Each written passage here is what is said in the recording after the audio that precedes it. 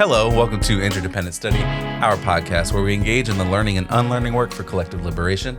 I'm Aaron. And I'm Damien. Thank you so much for joining us today. Each week, we'll bring something new to the table and discuss our thoughts and feelings about it through the lenses of who we are and where we can go for a more just society. We want Interdependent Study to be a space where we're always learning with one another. And Damien, you are up this week. Yeah. What are you bringing to the table today? Yeah, I'm excited. It's our 240th episode today. Woo! And I have brought a really exciting piece. It's the final conversation in the Abolitionist Lessons from the Prison Belts series by Inquest. As I mentioned last week, we've been reading this 6-part series for the past few months, and I'm really excited to finish it today, finally. The series features these incredible conversations between Lydia Pelot-Hobbs, Judah Schept, Craig Gilmore, and Ruth Wilson Gilmore, all about their reflections and lessons on organizing and fighting for the end of mass incarceration. And so the final conversation that we read for today is called Finding the Opportunity in Crisis. And it was really brief, but It was fantastic. As is probably obvious from the title, their conversation is all about reframing crises and crisis moments to think about them as opportunities for turning actions and movements and organizing into real change. Right. And so Lydia opens their conversation and really lays all of this out super well. She says, quote, "Crises are opportunities, and you have to be ready for them. It's not simply that a crisis spurs people to action. We need to have built out the organizational capacity to bring people into action when these crisis movements come into being. There has been a handful of recent inflection points. 2008 and the financial crisis, 2016 when Trump was first elected, 2020 with the pandemic and uprisings, Gaza and Trump again now. Where are there the organizational capacities to harness people's energy when people are understandably, justifiably outraged and either newly politicized or newly activated?" Mm-hmm. And my first reaction to that was just thinking about how crazy the past 18 years have been, going all the way back to the '08 financial crisis that she talks about there. Yeah. Like, we've been through so much and continue to go through so much. And even a few years before that, when we decided to invade Iraq. Yes. And so there's a lot of crises that have happened along the way. In our lifetimes. Katrina, there's been a gosh. lot. So there's lots of applicability to everything that they're talking about here. And I think what was really great about this conversation is that they offer lots of great examples of how to channel people's energy into action when these crises happen, how to take advantage of existing infrastructures to make them work for the moment at hand, and how to enact and adjust an organizing or a political education strategy in the fight for justice. So, again, a short piece, but I think there's a lot for us to talk about from it. So I'm excited. Where do you want to start? Yeah, this was such an excellent way to close out this series as they've been talking about different elements of prison abolitionist movement work. Right. To talk about what are the opportunities that we can have and harness to move things forward. So there's a lot of stories here about long-term organizing and how you have to build in between the moments of opportunity so that you're ready when the opportunities happen, when they exist. Yes. And Lydia talks about this early on, about the tension in these moments when people feel activated and the work that comes with bringing them into the long haul processes. Oh, yeah. So she says, quote, "The biggest challenge is that we have these sparks and then they fizzle.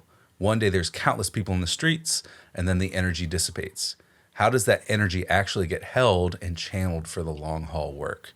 Where can you walk into a room and join an organization? Where are those spaces that can be activated at different moments? How do we prepare for and consolidate following these inflection points?" I think this is the important work. Yeah. There are people who make space in their lives when stuff hits the fan, when those crises happen. They know that they need to get involved somehow. Yes, they're activated in that way, right? They're looking for those points of opportunity, the points of involvement somehow to put their energy into work. something. Yeah. And we can't always sustain that energy beyond those specific moments. Yeah. Because those moments call for a surge. Yeah. They call for a wave of people to be involved and to be out in the streets. And so we've got to be mindful about how we build the structure to hold those people and welcome them in when those moments happen, and figure out how we keep a few folks around in between so that there is more capacity the next time around. And it can be sustained. Yes. I hate to use this word, but it's exciting when those things happen. I think there's a moment and people are energized and people are activated. And so they get out in the streets and they do the work and they're ready to serve and to do what's necessary. And when you're out and doing that, there's excitement about that. It's like, I'm not alone in how I'm feeling about this and the reaction I have and the energy that I have. And it's exciting in that way. But I think your point is spot on. What then happens to keep some folks, as many as possible, on board to then keep it going, keep that momentum? Yeah. And I think it's, to Lydia's point, you need those folks to help the next time. There's an inflection point, because the thousands of people who are politically awakened or activated or whatever need a space to go and to put that energy. And so we need some of those folks to continue in that work beyond that moment. Very good. I love that point. One of the other things I appreciated in this conversation and their analysis around the need to find the opportunity in crisis is that the other side is doing this too.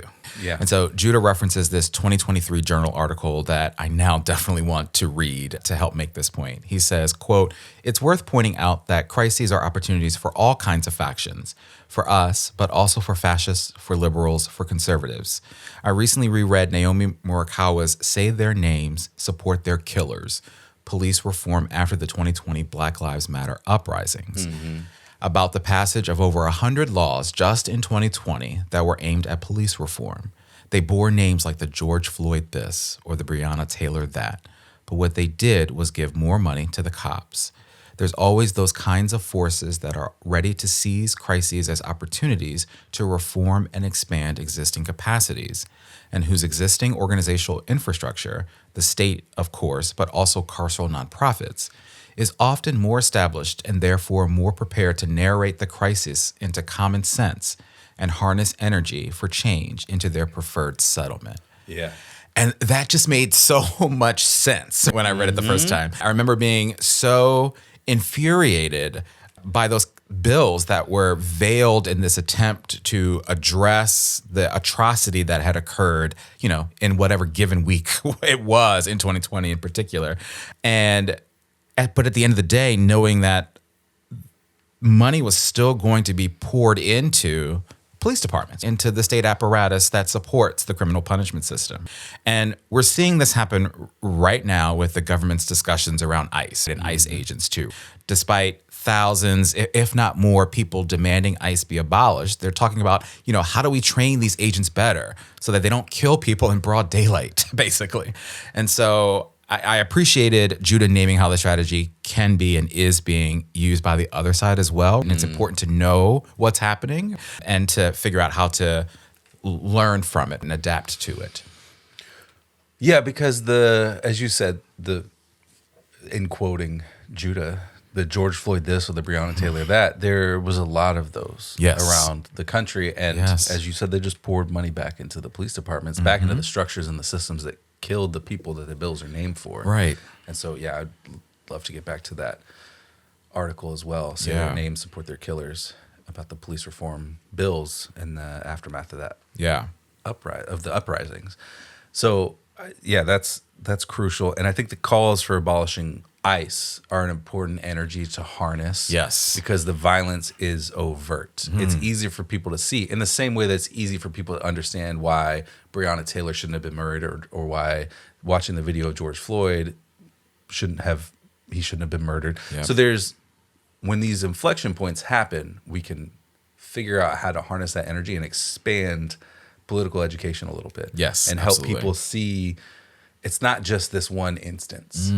Because, the stories of Renee Good, of Alex Preddy, of George Floyd, of Breonna Taylor, of Ahmaud Arbery, of so many other people, those are all the same story of state violence. Yes. And so when we can harness that, it's easy for us to understand that these moments are well beyond what most people want to see. Yes. And I think so much ground has been laid for people to think differently about the abolition of carceral systems. Yeah. And I think people are ready to hear things like abolish ICE. So I think that's why we're hearing it more and why we're seeing it more. Absolutely. Because we've had a bunch of these discussions already about defund the police, which was ultimately grounded in an abolitionist politic. Yeah. And I think that laid the foundation for us to be able to see collectively that abolish ICE is the move here, because it's easier to conceptualize abolishing that kind of police work, I think, for people. It's harder for them to see. Yep. But I think it's harder for them to see abolishing their local police force. It's easier to see abolishing this. Yes. Because the only thing we see from this is violence. You're right. So the narratives are different. That's true. That's a good point. And I think that so I think that the groundwork around defund, around abolitionist politics before right now has helped Yes. fertilize the soil for an abolitionist Agreed. view of what ICE is, Yeah. along with people understand on a foundational level what their police department's supposed to be doing for them. And they think that that's an attainable goal still. But that's not an attainable goal with ICE. Absolutely. And I think people All see ICE that has more been easily. is violence and death. Yeah. And so connected to this, one of the things that Craig says is how we frame these invitations to action for people is important.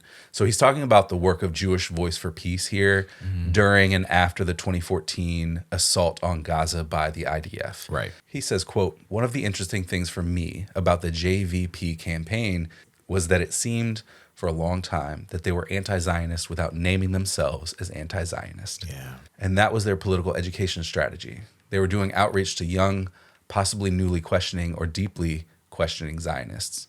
That was their audience. And they got them by not saying, we're anti-Zionist, you should join us, but rather by being anti-Zionist and not saying it quite out loud. Now, there's a lesson for those of us doing anti-carceral work in that approach. Who are we trying to reach, and what are they going to hear? And also, what words are going to send them running out of the room? And I think about this in connection to the Abolish ICE work that's happening now. Absolutely. There's this more explicit narrative about getting rid of ICE, but what's it mean ultimately? Does that mean we just want to see a gentler version of ICE with a new name? No, that's not what I want. Not at all. But I think we have to be explicit about what it actually means. And so I think that's the piece that we can build out. So people are in on ICE out or even abolish ICE, but what's that mean at the end of the day for immigration enforcement in this country? Yeah. And the ways that is ultimately tied up into a white supremacist, white nationalist politic of defending the homeland, Department of Homeland Security, right? So yeah, there's an invitation there to something bigger and to a bigger conversation and analysis of the politics of the other side of abolishing something like ICE. Yeah, no, I love that. And I love the connection to JVP and your application there to ICE and what's happening now. And I wasn't really familiar with the philosophy and the politic of JVP and the way that they structured sort of their political education and how they got folks on board. And so it was really awesome to learn more about that and to see the applicability of it to all of this, really. Yeah. And I think they're more explicitly anti-Zionist now. Yes. But they laid the groundwork for there to be a different conversation about what that looks like. Yes. And so that's a big part of, I think, the story there is changing some of the culture to make your analysis more palatable, because people are like, oh, that's actually what that means? Yeah. Okay. Yeah, I can get on board with that. Absolutely. One of the things I hoped when I started reading this was that there would be a connection to the piece that we read in The Forge last week. And there was. And so I want to talk about that. I think there are lots of ways to connect these pieces, but Ruth Wilson Gilmore really made the connection clear to me, at least, when she was talking about the organization CURB. So she says, quote, "When we started Californians United for a Responsible Budget, CURB, a deliberately bland name, in December 2003, our entire purpose was to cast as wide a net as possible to attract people who could pause to think about what it was they thought should be happening. It began as meetings of organizations, not individuals. CURB is now in its 22nd year, and it is very much in the vanguard of prison closures, of stopping new prisons and jails, of doing so much stuff. And I'll also say that the organization raised up its own leadership from within. The people who run it now are people who came up through it." And it was that part in particular that made me think of our conversation last week about that Forge piece, about what organizers need to thrive and be successful in their work. And part of that was having opportunities to rise up within organizations and to be given opportunities to learn about and the work in a deep and meaningful way and to develop along the way. Yeah. And so, that was part of it. But Ruth's example here also just made me think about the importance of organizations being strategic and thoughtful and intentional about bringing organizers and other organizations into the work, doing it collaboratively, learning and working and fighting together. Because I think that's what gets us to the place that we need to be, right? Yeah, definitely. I think that's such an important point. We have to create organizations that can hold the external work that they're doing alongside the internal work of sustaining the organizers and creating new leadership opportunities for people to step in. Yes. And so Curb sounds like an excellent case study for that. You mentioned that, and it reminds me of the article we read last week, but it also reminds me of the article that Maurice Mitchell wrote for Forge a couple years ago called Building Resilient Organizations, which focused on identifying problems and getting to address them structurally, ideologically, strategically, and emotionally. There's a lot of work happening and thought happening on how we build structures that actually sustain the work rather than demanding burnout from everyone, which is so important to, as you said, creating the world that works for everyone, the world that we're trying to actively create that's aligned with the values that we say we have. Oh, man. I love it when we make connections to old pieces. So bravo for bringing Maurice's piece in this conversation too. I love that. All right, so we're starting to do this already. So let's shift our conversation over to application. How does their conversation and our conversation about it apply to our everyday lives and work? I want to share the last thing that Craig says in this conversation because I thought it perfectly summed up the application of this entire conversation. So Craig says, quote, "To get back to one of the things that Lydia said when we started, part of being prepared for a crisis is thinking about the structural conditions that are producing whatever your short-term target is. The jail you're stopping. Thinking of that in a bigger structural historical context, such that you're thinking about what the next crisis might be. It's not like you know when it will happen or exactly how it will play out, but you're ready." He then says a few sentences later, quote, "I think that's a lesson for us that we need to have a long-term vision about not just where we want to go, but where we're going to be forced to go, what the other side is going to do, including the crises that they're going to provoke." And I just think there's a lot of brilliance in that statement and a lot of lessons to take from it, from understanding the conditions that led to the crisis, but also the history and the context behind it. To situating your work as an organization and as an organizer within a larger context than just the moment or the crisis you're fighting. And then finally, doing the work to figure out the strategy of where we need to go. I just thought he did such a great job in summing it all up and giving us a powerful lesson to take from this conversation. Yeah, I thought that was a great sort of closing argument almost. Yeah. And Ruth Wilson Gilmore built on that. Yeah. So my application comes from her comment. Okay. So she says, quote, "I think I learned from you, Craig, that the definition of luck is preparation plus opportunity. We make ourselves lucky by being prepared and having a sturdy theoretical sensibility that's not mechanistic. Our creative aggression encourages us to use and make models rather than look for and follow blueprints." And I think that's key. We cultivate these lucky moments with years of planning and work and building out structures. Yes. And building out our own models for how things work for us in the organizations that we're in, especially in all volunteer organizations where people are moving at the speed they can on nights and weekends outside of the other parts of their lives that they have to do, right? And however they're contributing to things. And even in staffed organizations with pay. Yeah. Like we talked about with the Maurice Mitchell piece a couple years ago now, or with the piece from last week about what organizers need to thrive. Yes. There's a lot to consider in how we cultivate the organization and the external work, but also the internal work here. Absolutely. And I think there's a lot in their whole conversation that's about both of those things. Yeah, it has to be about both. I think that's the biggest takeaway from all three of these pieces for me, and their entire conversation in this series as well. It's about the external and the internal. And it really undermines that ends justify the means thinking that a lot of people, I think, still have and carry from when was that? centuries ago Yeah. in Italy. The means absolutely justify the ends, and they're interconnected. Yeah. You can't get to where you want to go without doing it in the way that you want to get there. Absolutely. I love that. All right, well, let's talk about homework. What do we want to do to continue our learning and unlearning work once we leave the table today? I just really enjoyed this series, and so it only made me want to continue to read more pieces, more series from Inquest and bring them to the table for us. And so that's assignment number one. And I know you'll co-sign that homework because of what you said last week when I introed this piece. So there's that. I also want to read that journal article that I talked about earlier that Judah referenced in their conversation.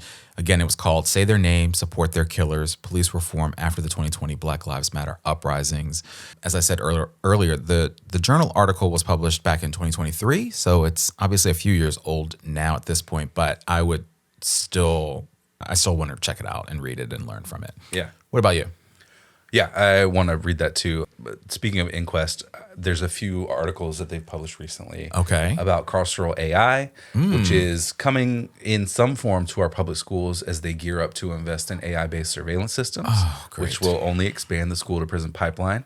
Yeah. And another story about the work that a mother did in the wake of losing her son to gun violence and trying to understand how to actually address gun violence. Whoa.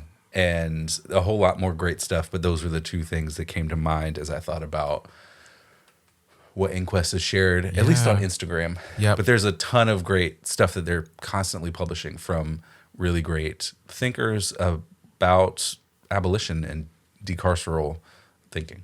Wow. Yeah, absolutely. When you said carceral AI, it actually gave me chills. Like, Yeah. just that's a new concept to grapple with, right? Yeah. And the connection, as you say, to the school to prison pipeline and what that means for our children in schools and safety. And oh my gosh, yeah, absolutely. Or even just applying some kind of AI bot to security cameras that are mostly used at the moment for after something happens, is providing footage for those things. But if you have a bot watching things consistently, they're going to alert authorities based on things that aren't real. Absolutely. And, we're already seeing it at grocery stores locally where it's not accurate and it's not doing things correctly. And so, and that's a very minor thing because you're just talking to the cashier person who's like, oh yeah, it's fine. Yep. Click, click. But it's going to be applied to violent situations that run people into the state and into the police in unnecessary ways. Absolutely. Well, yeah, I'm going to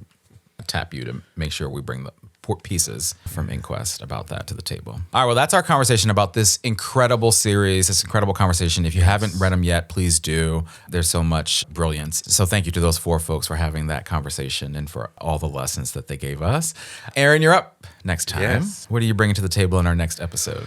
Well, as much as I would love to bring any of those pieces from Inquest, and they are urgent, not to deny their urgency, our deranged president and his minions are dragging us into another war with Iran this time. Yeah. So let's talk about that next week. Okay. They bombed sites across Iran yesterday. As we record this, we woke up to this news, one of which included an elementary school where more than 150 kids have been killed with our tax dollars. Yeah. So I'm going to bring two articles from Truth Out.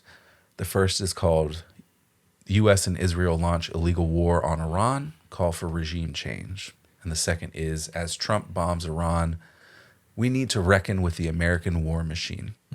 That second one is an editorial. Okay. A thought piece on how we need to, as it says, reckon with the American war machine. And the first one is more newsy. Okay.